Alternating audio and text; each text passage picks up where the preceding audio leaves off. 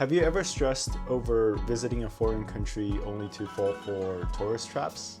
Have you ever felt overwhelmed by just how much marketing there is demanding your visit, only for it to turn out to be a bad way to spend your time and money? As a not travel influencer, I definitely don't have any answer to help you reduce those anxieties. In fact, knowing Chinese while visiting China didn't help either, because there's just more information I could go on. So today I wanted to share with you one particular experience I had in the city of Chengdu, all the way from doing the research about the experience to how it actually went. My hope with sharing this experience is to maybe reduce a little bit of your anxiety when visiting a foreign country or culture.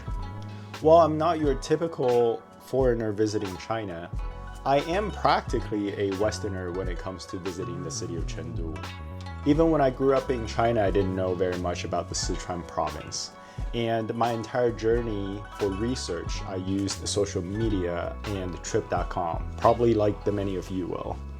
I also want to highlight my unique visitor profile, as I care more about human performance arts over things like culture and history and museums of such. This is why when I first found out about Hongdingyan, Chengdu's premier dinner and theater experience, I was both very excited and also kind of nervous as I started doing my research.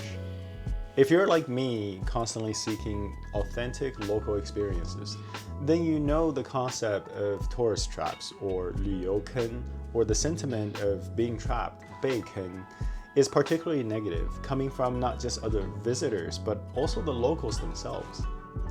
In China, I've even observed another layer of complexity. As the country is still rapidly rejuvenating from a century of chaos and poverty, even the locals are really looking down upon things that are curated particularly for visitors. And as the locals are rightfully sensitive to the pricing of things in their hometown, anything that has a visitor price tag on it just brings an additional layer of tourist trappy kind of vibe. With all this considered, I've discovered amazing videos and reviews about Hongdingyan, but also found some really negative ones that are focused around how intermittent the performances are or how not a lot of food there is. And with a more Western level price tag for dinner, which is around $70 to $80 just for the food and the show, I became a little bit concerned from the research. Encouraged by 3 other foreign friends who are much more open-minded about experiencing things in China, I decided to go. And let me just get to the point first. Hongdingyan was epic. I really enjoyed it, and it did not disappoint. My only complaint seemed to be with the audience members who never seemed to really clap for the performers. Before I provide a detailed breakdown, please know that the establishment has not provided me anything for this video. I am a paying member of the audience like everyone else. And what I'm about to present would be opinion of only myself. It was immediately apparent to me that this whole show took a lot of heart to create. The most amazing thing about it is just the sheer level of detail and coordination amongst the performers, dancers, and the waiting staff. A moment I won't forget is that at the very end, when the cast were bowing to say thank you to the audience in this 360-degree theater, the waiting staff all bowed at the same moment to the cue of the sound. This is the kind of level of detail that takes more than just wages and salaries and bonuses to accomplish. This meant every member was paying attention to the show. The next thing that immediately stood out to me is just the level of performance itself. The venue was also set up to truly highlight all the dancing and all the aerial acrobatics that took place.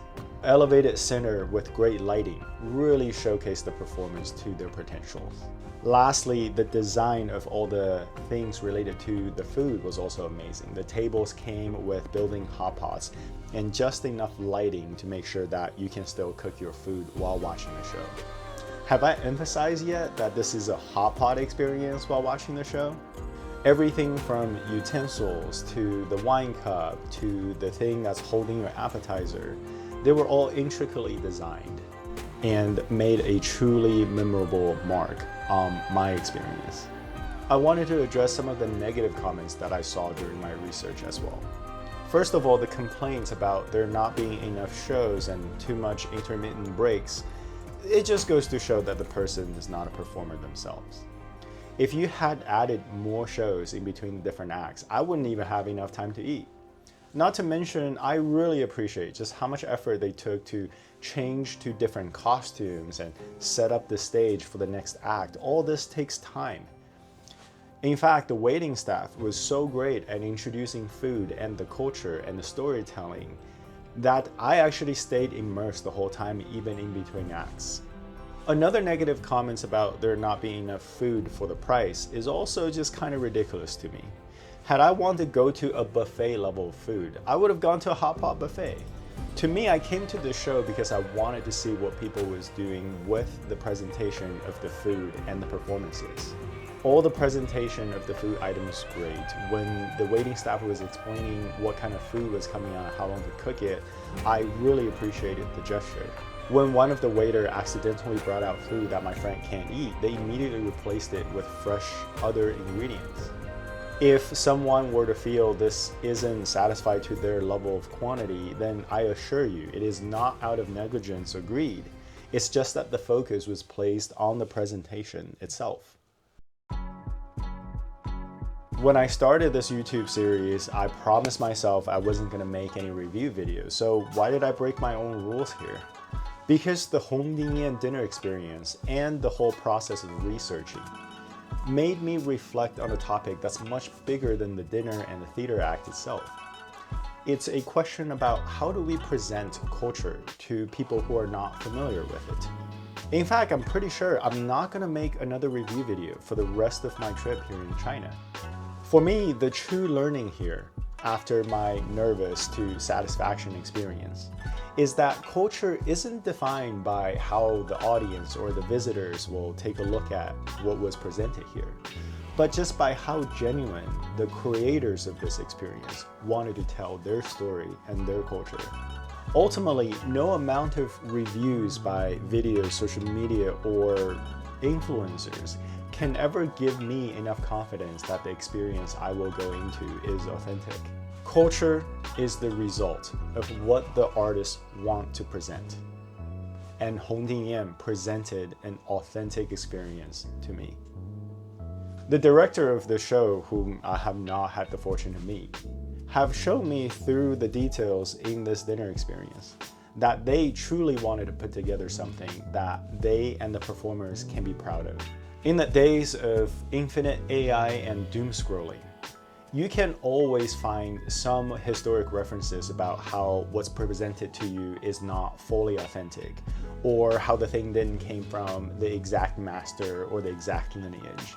Not to mention the courageous act of even want to show anything to someone else is going to start mixing in a tourist presentation related element into the work. I'm going to be refining the thought process on this whole culture thing as I travel through China. But until then, Hongdingyan has shown me what true artists can put together for their audience, and I enjoyed every moment of it.